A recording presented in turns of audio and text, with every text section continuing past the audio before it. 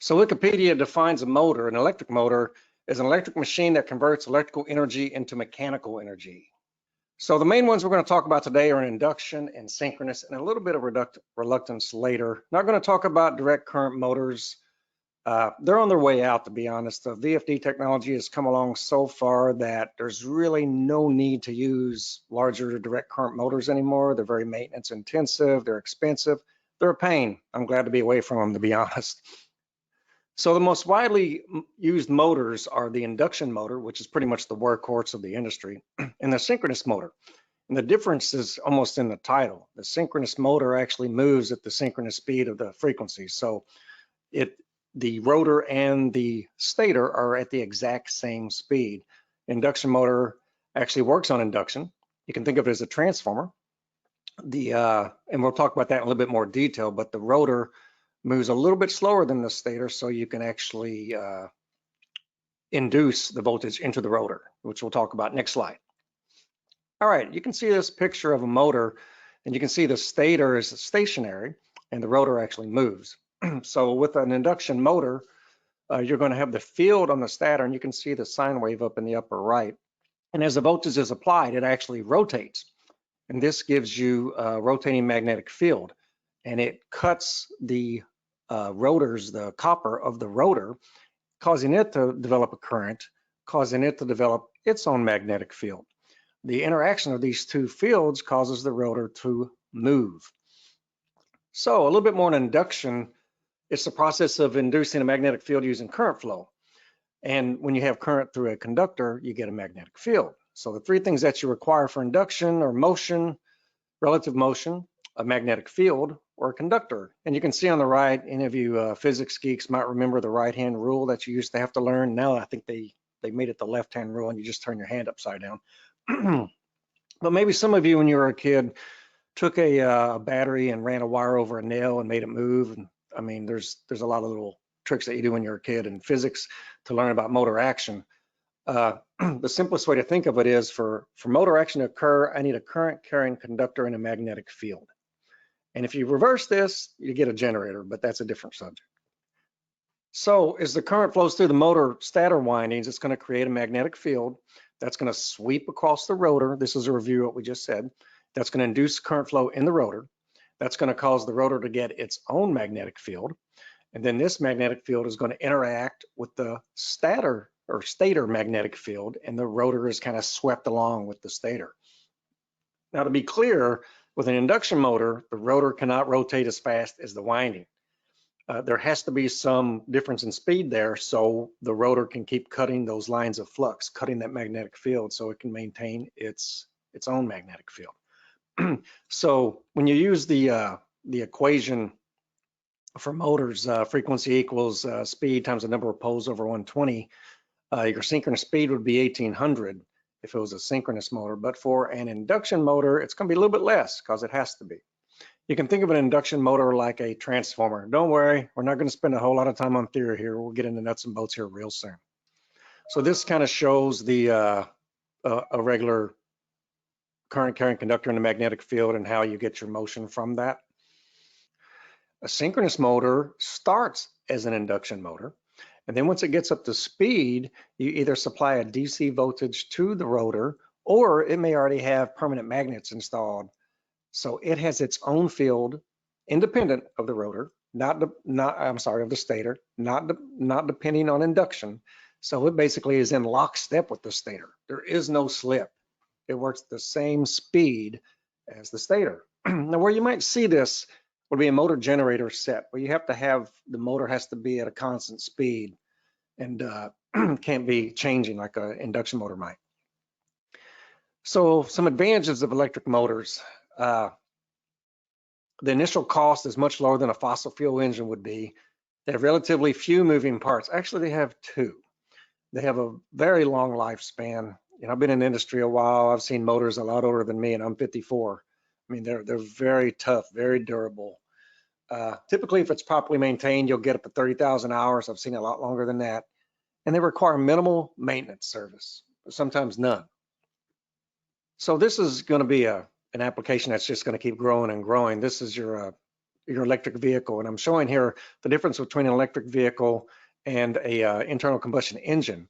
If you look at the power to the wheels in the lower right, 77 to 82% of the energy is making its way to the wheels with a battery electric vehicle. With an internal combustion engine, it's 25%, and you're lucky if you get that. This will be like the Tesla engine or Tesla motor, no oil, one moving part, actually it's two, 88% efficient power, and your regular ICE or internal combustion engine would be 200 plus moving parts. And any of you motorheads out there know any one of them can break. And this one has 35% efficient power, and I've never seen one that high. Usually you're talking more like 20 to 25. So the electric motor is expanding its usage. And this is just another slide showing how a direct charge battery electric vehicle compares to hydrogen and a regular internal combustion engine. As you can see, it's much more efficient. And this is just showing, if we want to look at the efficiency of an electric motor compared to other methods of movement, look at a compressed air motor compared to an electric motor. The annual energy cost is quite a bit more for the compressed air motor. And that's because all that compressed air had to be compressed with a motor. So you've already used the motor once.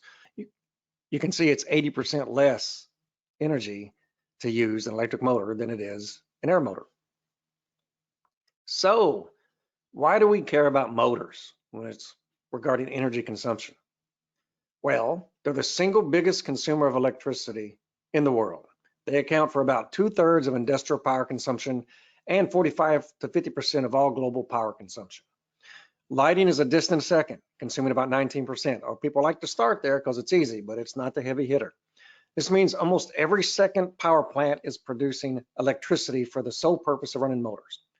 Unfortunately, many, maybe even a majority of electric motors are inefficient, oversized, or running when they don't need to be running. This is just another graph showing how large the motor consumption, electrical consumption is compared to everything else. Same thing, just more sources, but they all agree, and you can do your own research. Motors are the heavy hitter. One of my favorite, I use this probably in every presentation I do. This shows how much it costs to run that electric motor. And at 11 cents a kilowatt hour, a good thumb rule is that if the motor runs continuously, and this is a regular enclosed motor running 1800 RPM, pretty standard motor, a 1 horsepower motor running continuously will burn about $1,000 a year in the cost of energy, running 11 cents a kilowatt hour. It's a good thumb rule to keep in mind when you're walking around and you see a motor, a little pump running that doesn't need to be, or things of that sort.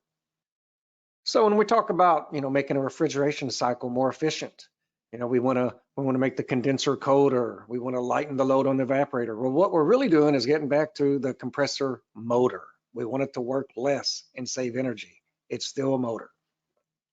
Municipal water and wastewater systems. I've done a lot of work with those. On a potable water system, there'll be 90% of the load will be the motor. On a wastewater system, around 70% in the aeration and pumping. In some of these small towns, the aeration in the wastewater plant is 40% of the town's total power usage. So motors are huge when it comes to municipal systems like this. So horsepower versus energy use, it's kind of an interesting graph. You can see that most motors are in the 1 to 5 horsepower range, but the highest usage is in the higher horsepower ranges. I used to work at the world's largest continuous cold mill. It was 60,000 horsepower, 12,000 horsepower synchronous motors. So you can see, those are really going to use a lot of energy. But this is an interesting graph. Obviously, the higher horsepower motors are going to make up most of the energy consumption. When I worked at the steel mill as a maintenance manager years ago, and a multitude of other places, we'd have a motor failure, and I would be a hero for getting a motor in right away, as cheap as I could get it, and get the line running, and patting myself on the back, and everybody else was too. But had I known then what I know now, I wasn't really saving them any money. If you look, the life cycle cost of the motor is 97% of it is power. So if I get that cheap motor, I'm burning a lot of money, if anything. So you need to get the most efficient motor that you can get, and we'll cover that in a whole bunch of slides to drive that one home. If you look here, the initial purchase price is 2% or less of the total life cycle cost of a motor. And this just illustrates the same thing. The power cost is over 90% of the total cost of the motor. The initial cost in this case was 1%. And this gives you an example of how much the energy cost of the motor is in relationship to the purchase price. So let's say we bought a 100 horsepower motor for $5,000. We run it continuously. It's 7 cents a kilowatt hour, which is pretty cheap. You know, a lot of places are double or triple that now. In 40 days, you will have burnt the same amount of money on the energy for that motor as the cost of that motor. Another graph showing you how much you can save by going with more efficient motors. If you look at the 500 horsepower motor, it fully loaded continuously, it's going to save more than $3,000 a year. And this is at 7.5 cents a kilowatt hour. Another graph that shows you the different cost and the savings attributed to that. This is a 40 horsepower motor. You can see I'm going to save over $1,200 a year at 10 cents a kilowatt hour. On average, the manufacturing sector could reduce industrial motor energy usage by 11 to 18% just by using proven technology and practices. If you've done a lot of work with factories, you know that they have a kind of a philosophy of, hey, it's running, don't mess with it. And you'll see some very, very old motors in factories.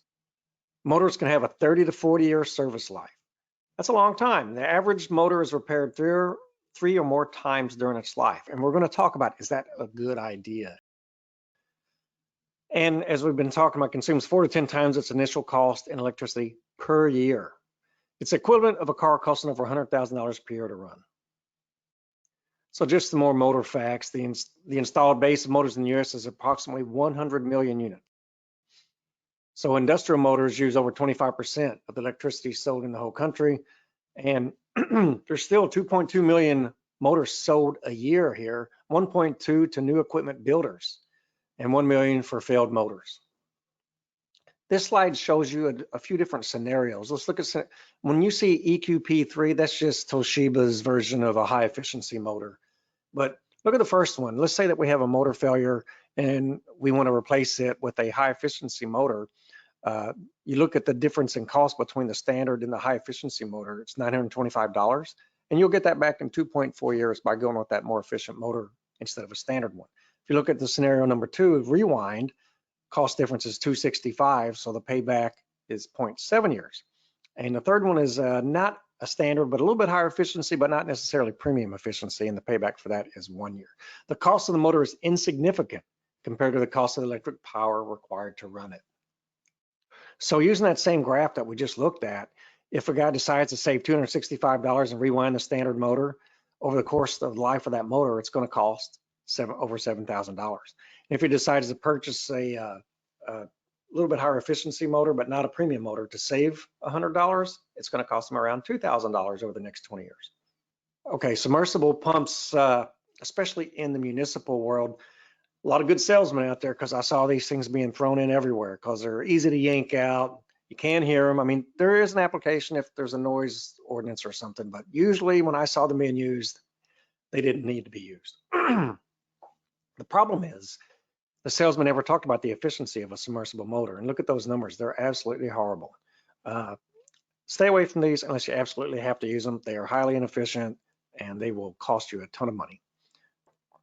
So if you were to do an analogy of an automobile to a 60 horsepower motor, the energy cost as a percentage of the purchase price for an automobile is only 3%. Fuel's fairly cheap. This says $1.50 a gas. It's a little dated, but not much.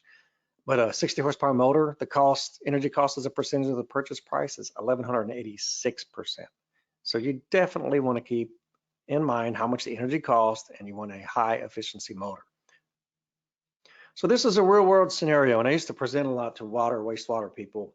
So I'll try to show them this type of situation that can happen to them. So let's say that this 40 horsepower vertical turbine motor lets the smoke out on Saturday night at 2 in the morning, because that's when everything breaks. The efficiency of this motor is 89.5%, right? So we need to make a decision. What are we going to do about this? So I have a few options, and this is kind of a rehash of what we just talked about. I can either get a new standard efficiency motor, I can get a high efficiency motor, or I can rewind that broken motor. Now the new high efficiency motor will save $736 a year. And you can look on the cost column there, you can see the cost difference between rewinding it and buying a new motor will be recuperated in 3 years. And the cost difference between it and a standard motor will be recuperated in 1.02 years. So you can see it makes more sense to get a high efficiency motor. Now, this was a learning curve for me because back in the day, I had real close relationships with all the rewind shops when I was a maintenance manager at the world's largest galvanizing line. I had 270 motors under me. So I knew all those guys, and I rewound stuff all the time. But now when you look at it in this type of perspective, it kind of changes the way you look at it. And remember that a high efficiency motor is typically a better built motor. They get those better numbers by more copper, tighter tolerances. So the motor will likely last longer than a standard motor, further enhancing the savings. So this is a nice little graph. Sorry, it's a little fuzzy about rewinding versus a new motor. And if you look at it, the payback at 2 horsepower is 4 months. This is a payback for paying for a premium motor instead of a rewind. You're using the cost difference between the two because you got to make a decision. It's broken, so you got to do one or the other. Even at 200 horsepower, it's still only 16 months. The payback is still good to go with a premium motor. So I would think the only time you'd really consider a rewind anymore would be extremely large motors. The market for rewinding is really pretty much going away based on the increased utility cost. Because back in the day, I mean, when electricity was 2 or 3 cents a kilowatt hour, it didn't matter as much, but now it's a lot more. So rewinding really rarely makes sense anymore. Now remember, energy efficient motors only provide savings when they're running. Obviously, the more they run, the more you're going to save. So maximum savings are going to be in the regions of the country where the rates are the highest. But even if the rates are cheap, you still should get a high efficiency motor because eventually it's going to pay off. In this state, I'm in South Carolina, and I did a water treatment plant audit on a Tuesday, and the cost per kilowatt hour was about 4.5 cents a kilowatt hour. The same week, I went to another end of the state, and they had an issue with the new power plant. They had an agreement that went sour. Anyway, this little town was paying 16.5 cents a kilowatt hour. This is the same state, 3 hours away. So what I recommended at the first water treatment plant, which was kind of, the paybacks weren't all that great. All of a sudden I go to another plant in the same state and they're 3 times better. So how much you pay does make a big difference, and it can vary quite a bit. All right, special considerations with high efficiency motors. Now these are things people don't consider. The fact that high efficiency motors tend to have less slip than standard efficiency motors must be taken into account. The reason is now I have a more efficient motor for the same amount of energy I'm putting in the motor. It's going to go a little faster than it used to, which is good, except that a motor pump or blower is proportional to the work being done, which means the more water I move or the more air that I move, the more current that the motor is going to pull. So all of a sudden I put in this high efficiency motor and my amps go up. I'm using more power. Well, that's not supposed to happen. So you have to do your homework. If it's going much faster, then you're going to need to find a way to slow it down. Either a VFD or somehow you're going to have to block some of that flow. Also, a high efficiency motor will have a much higher inrush current than a standard efficiency motor. And you can eliminate that with a variable speed drive. But if not, if you look over there, see what the arrows point to? That is the overload adjustment. And you need to change that because you might start popping your overload when you put this new motor in. And if you don't know that, your electrician could spend a lot of time troubleshooting something that doesn't exist. All right, this almost seems insulting. Always turn motors off when possible. But as an energy auditor, you see this all the time. And now through this little synopsis here of reasons why you might see stuff on that shouldn't be. Lack of control of the building during the off hours, especially in buildings with multiple users. System was set up that way from the beginning. No one on site knows how to correct it. It's always been that way. No one notices.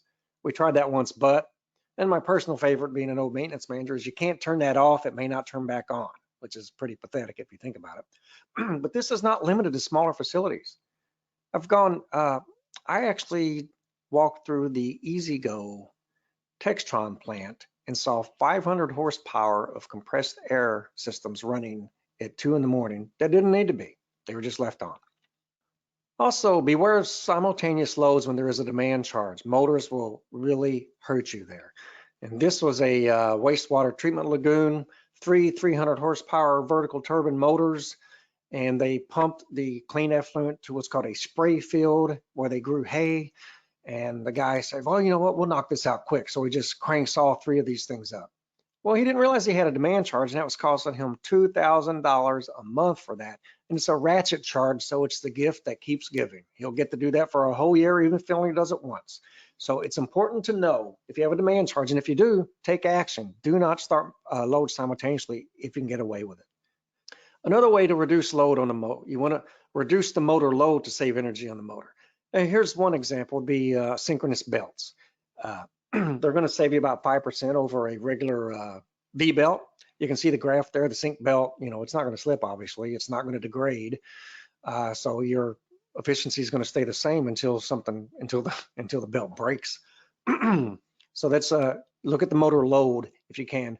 Better belts, better fans, better pumps, make the motor work less and you'll save energy. All right, we're going to move on to VFDs. Sorry, that one's a little bit fuzzy. VFDs are one of my favorite things. They're almost like a voodoo box. You can save so much money with these. Basically, the VFD converts incoming 60 hertz into DC, and then it uses its electronic gizmos to convert it back into an AC, but I can vary what comes out. I can vary the frequency of it. So instead of always supplying 100% of the field to the motor and then controlling the speed mechanically, a VFD is a far more efficient option. So the function of the VFD, it's going to control the rotational speed of a motor. It controls the frequency of the electric power supplied to the motor. One really good thing about VFDs is that they gradually ramp the motor up to operating speed. So when you have it across the line motor and you start it instantly at 480 volts, if that's what you're running, 230, either one. Once it hits that motor, it runs wide open, max torque right off the bat. It throws that big slug of water into the pipe, and you can have all kinds of issues with water hammer. This is where you snap belts. It's just very hard on mechanical and electrical systems when you run an across the line motor, especially the larger ones. And a VFD allows you to better match the load. You're only going to give it as much motor as it needs. So possible VFD opportunities would be, you know, when you're doing an energy audit, you're walking around, you look and you see, oh man, this motor, this pump, half the discharge valves cranked back on it. Well, that seems like wasted energy, and it is. Or to the right there, the aerator valve is throttled back on a blower. I'm going to walk through some analogies. So if I'm going to use a mechanical system like that, right, I'm going to put 100% of the field on this motor, and then I'm going to use a mechanical system to crank back on the water or the air. Basically, it's equivalent to, this is analogy number one, automatic automobile speed control. I want to drive around town on my little Comet GT with the 5-liter. I used to have one of these. And I'm going to crank it up to 3,000 RPM with the accelerator, and I'm going to drive around town with the brake. That's about what the same thing I'm doing by operating the motor that way. A little rough on the equipment, not very good. But if this analogy doesn't make sense to you, let's go to another one. All right, I need to slow these horses down. No problem. If I use the VFD mentality, I just pull the reins. The horses would work, yes. Less.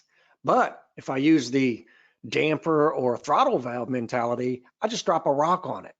So the horses are just working even harder. So this kind of brings home why I like VFDs so much and why you should too. If you look at the red line, this graph is showing mechanical and VFD systems of reducing flow. In this case, it's a blower, right? If I look at the red line at a 50% CFM output, I'm only using maybe 20% power. But if you look at the top one, the discharge damper, it's going to use almost 70–80% power. So a 50% reduction in flow actually reduces horsepower requirements by 87.5%. This graph does the same thing. I like it a little better. The energy savings in the center, that's the difference between the VFD, in this case, they call it ASD, same thing. The energy savings are right in the middle. Look at the mechanical method, look at the electrical or the VFD method. Huge difference. And all this is based on the affinity laws. The affinity laws are based on centrifugal systems. If you look, flow is directly proportional to motor speed. So if I crank the motor speed down by half, I'm going to get half the flow. Pressure is directly proportional to the square of the speed. That's the red line there. Speed doubles, pressure is quadrupled.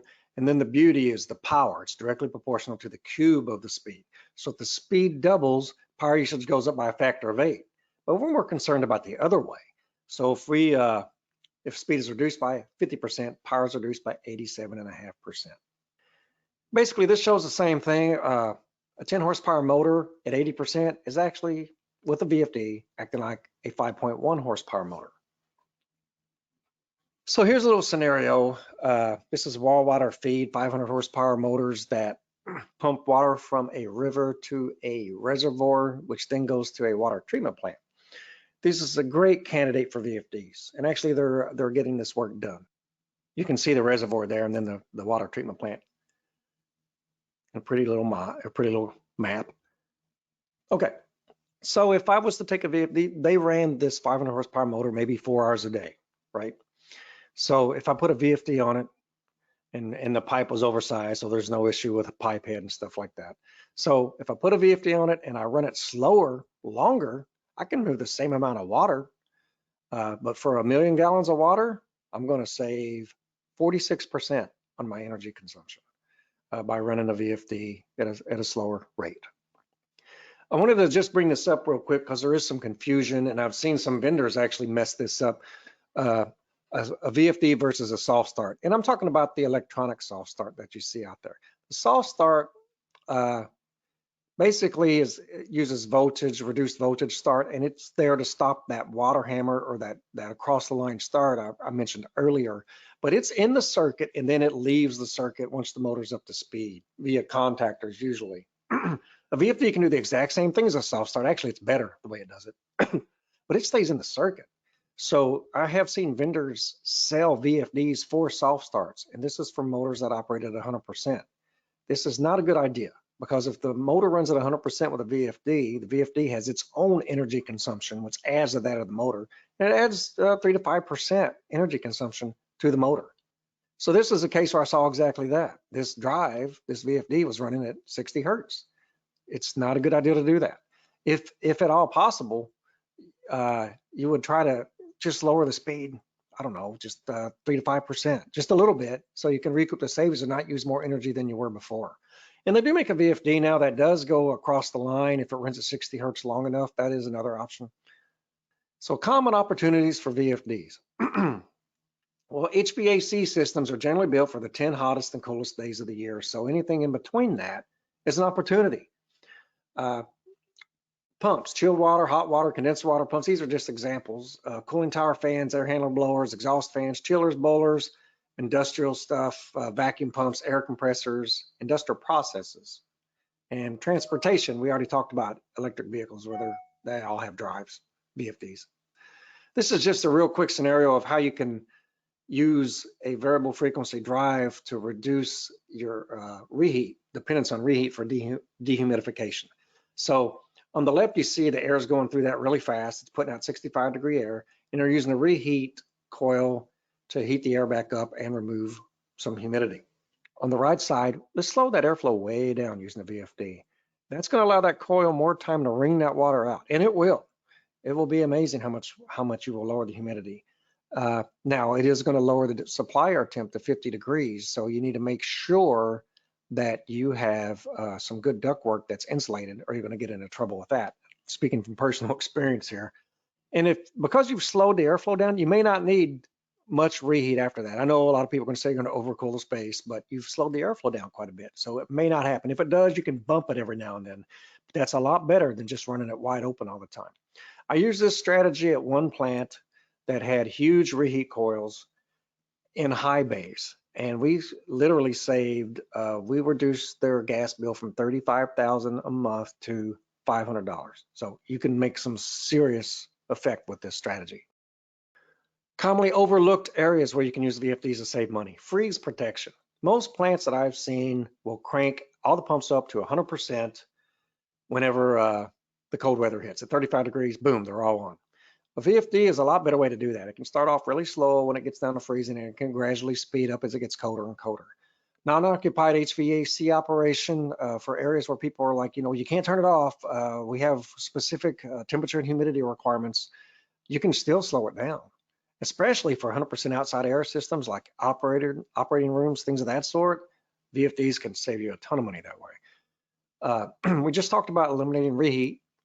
You can tie exhaust fans to built-in pressure sensor instead of just running them wide open.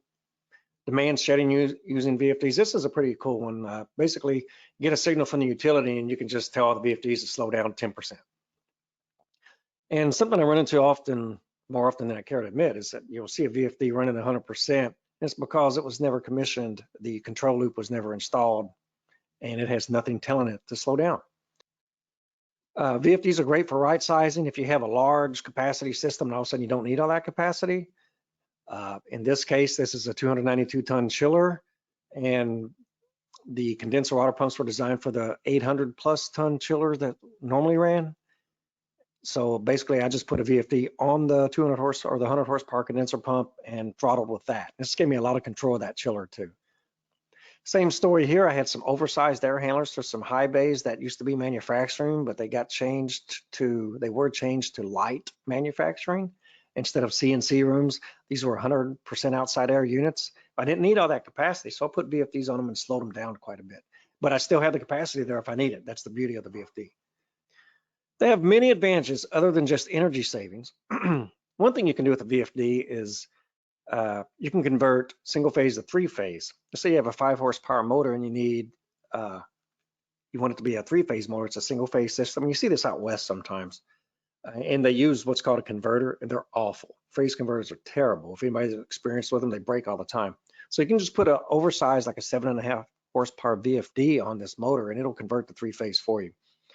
You can extend equipment life based on ramping up, as I discussed earlier. You can get more life out of your belts, couplings, check valves, piping. Small towns, those old pumps that start across the line, they get leaks like crazy in older piping. It will break it. One thing we haven't mentioned is you can get inherent power factor correction with the VFD. It has a capacitor bank in it, and it does help raise your power factor. You can match the motor to the load, and you can reduce the restrictions in the system, as we discussed, the valves, dampers, bypasses, whatever you're using the control speed can all be yanked out, and you can use the VFD instead. So, yes, I used to have that haircut. It's kind of funny. I've gone to some sites where there's older people, even older than me, and I'm bringing up VFDs. I don't want that. I've had one blow up. I couldn't get parts. It was too expensive. They go through all these reasons why they don't want a VFD. And then I'll ask, well, when did this happen to you? And they'll say the 80s.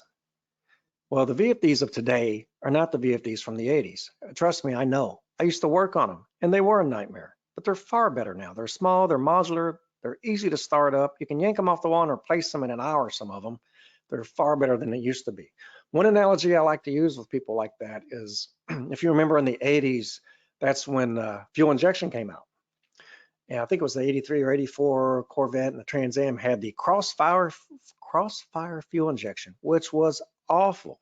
It used more gas and had less power than a carburetor did. But today, how many of us are actually using fuel injection? Probably all of us, unless we have an antique. So drives are the same way, much better than they used to be. Bypasses actually came about because drives used to be so bad, but it's a good idea to have if you have something that has to run. Let's say that you have your usual Saturday at 2 a.m. failure at the pump and you need the water, you can just flip the bypass and it'll go across the line and you'll still have 100% flow. So it's not a bad idea to have one. VFDs had some issues. I found out during the 90s when I was over the steel mill, we were actually learning about these as we went, unfortunately. But VFDs can arc across the bearings and cause fluting. Here's a couple of fixes. You can ground the shaft. Another issue you can have with drives is harmonics. The old method we used to use was a line reactor, just a big clump of copper you'd put on there. You can put it on the load or the line side. Both is a good idea. And you can see how it cleans it up. Sorry about the fuzzy picture. Now there's a lot better technology, DV/DT technology, and a lot more active filters on the front and the back end of the drive. So, but this is something to consider. And also with harmonics, the closer you can keep that drive to the motor, the better off you're going to be. You don't want to get too far out, or you're more likely to run into problems. All right, this is something that I've run into a few times. The question has come up. I'm old enough to remember back when there were not inverter duty motors. VFDs were around without these special motors that salesmen were always trying to push down your throat. And there weren't any issues. They lasted a long time. So what happened was the newer VFDs got a higher switching frequency of 4 kilohertz, and the older motors couldn't handle that, and the insulation wasn't quite as good either. So if you're going to try to run a VFD with an existing motor, Here's a few things that a list I put together talking to some of my motor buddies and my own experience. Variable torque applications are best, such as blowers and pumps. Service factor of 1.15 or better, which means that motor can handle 15% overload, not break. Class F insulation or better. It's not going to operate at very low speeds for a long time because it'll overheat. You want to keep the distance from the VFD to the motor as short as possible, hopefully less than 100 feet. You need to lower that switching frequency to 1 kilohertz. And use common sense. Like, I would never do this at the steel mill I worked at, because if the motor broke, I'd have 8,700 feet of scrap and lose a ton of money. But for like an air conditioning system or something, yeah, I've done this all day long. I'd put a VFD on the existing motor, and I haven't had any issues with it. And this is just a graph that shows you the different motor installations, and why I'm saying you need at least Class F, because it's obviously designed for more heat. If you run a VFD on a motor, it could get hotter as you run slower. Now, what is an inverter duty motor? Well, there really is no one inverter duty motor from one manufacturer is different than another inverter duty motor from another manufacturer. There's no real definition for that. Now, if you look at NEMA MG1 Part 31, it's the best standard out there for what an inverter duty motor should have. But I put this on here in case you absolutely have to have an inverter duty motor. Just things you need to look at, like you need to make sure that the nameplate has the variable torque and constant torque values. You need to have insulated bearings, obviously. From a warranty standpoint, it's better to buy the same motor from the same motor manufacturer and drive manufacturer. It tends to work out better. It's easier on you that way. If you have a project that you think may benefit from a VFD, but you're a little nervous because you don't know if the savings are going to pan out, some VFD companies will actually allow you to do a free trial. Toshiba will do that. They've done it for a few municipal systems down in Mississippi. They'll do a temporary installation, and then after a month or two, you'll know right away if you're going to save money. It doesn't take long. And some of these water systems, I know they're saving 70, 80% with VFDs. So this is truly a win-win scenario. If you're on the fence about using one, call up the rep and see if you can work out a sweet deal. All right, new technologies. And I need to speed it up here a little bit. All right, switched reluctance motor. Traditionally, switched reluctance motors, they were used in really strange operating environments like mining and stuff because they were highly reliable. But there were a lot of issues with them, such as efficiency, the power density, electronics was too expensive to switch them, torque ripple, and they vibrate and they're very loud. This company Turntide now has beaten those problems and used software and the high performance electronic switching technology that exists now, and they've been able to make these work. Now, a switch reluctance motor, it's also known as a variable reluctance motor. I'm not going to dig too deep into theory, but basically it's working on a principle called reluctance, where a clump of metal wants to stay in line with the magnetic field, as you can see up at the top. So basically, this rotor is just a big clump of metal. You have a magnetic field that you have to switch so it moves, and the rotor will just move along with it. But you need it to switch for it to rotate. They're very simple and robust, simpler than a squirrel cage motor. I don't have any windings on this rotor, so it's not going to burn up. It's not going to have the failures associated with an induction motor. There's no current in that rotor, so I'm not going to have the bearing failures that I have with an induction motor.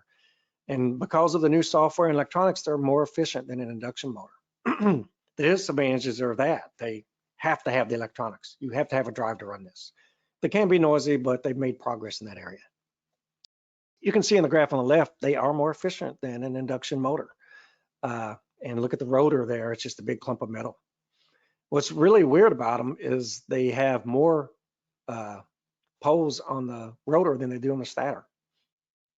And another motor out there is called QM Power, and they're working on permanent magnet synchronous motors, highly efficient, and they are used for refrigeration, evaporators, those little fractional horsepower motors you see in walk-ins. And next year they'll come out with small horsepower motors for condensers. But the good thing about these is the electronics kicks out once they hit synchronous speed, and then they're at line frequency. So they're less complicated, and they are more efficient than like electronically commutated motors. All right, getting to the summary here. Why is it motors are often not considered when trying to save energy? Well, schools assemble green teams with teachers, students, and support staff, but maintenance isn't brought on board. So one motor left on it, let's say he leaves a 15 horsepower CERT pump on all night. He's going to erase all that they've done, but they're turning off the lights and they're changing their thermostats and their plug loads. He's going to erase all of that. There's A lack of knowledge of purchasing. They're going to go for the cheap motor every time unless they know better. Lack of knowledge by maintenance, allowing the motor to be repaired instead of replaced. Electric loads such as fans left on continuously because of misunderstandings regarding the building environment. Some people, a lot of, for lack of a better word, wives' tales out there about what you can turn on and off. Multiple motors unnecessarily operating simultaneously, as we talked about with a demand spike. And single motor systems like a well pump. I ran into one town that just had one motor on this meter, and if they just changed when they ran it by 3 hours, they could save 60% based on the demand charge. So scheduling makes a big deal with things like that. And the summary of actions that we've covered to reduce motor operating costs. Turn the motors off, obviously, always the best. Always use the most efficient motor possible. We beat that to death. Remember, the initial purchase price is 2% or less than the life cycle cost of the motor. Consider the newer technology if it makes sense, what we just talked about. Use a VFD where it makes sense for your application. Make sure the speed can be reduced, even if just a little. Reduce the load on the motor if possible by better belts, fans, and pumps. Minimize simultaneous motor loads if there are demand charges. And do a thorough cost study before considering motor repair or rewind. And that's it. You made it. I made it. So a couple questions did pop up. Lonnie, you can address the questions, but if anybody else has questions after the fact, you can email it to this email on your screen, and we will address it there. But why don't you jump into the questions that are up on the screen so far? Okay. Field testing versus manufacturer data efficiency rating. Do these numbers match up any degradation over time? I have not heard of any issues there. Are centrifugal blowers candidates for VFDs? And I apologize if I wasn't clear on that, but yes, all those slides that showed the graphs of savings are centrifugal pumps and centrifugal blowers. They are actually the best application for VFDs as far as savings are concerned, far more than a positive displacement pump or blower is. That's all the questions? That's it? That means you did such a good, thorough job of explaining everything. That's what happened. Thanks for joining us, everybody, and we will see you guys, those that have signed up, next month. Have a good one.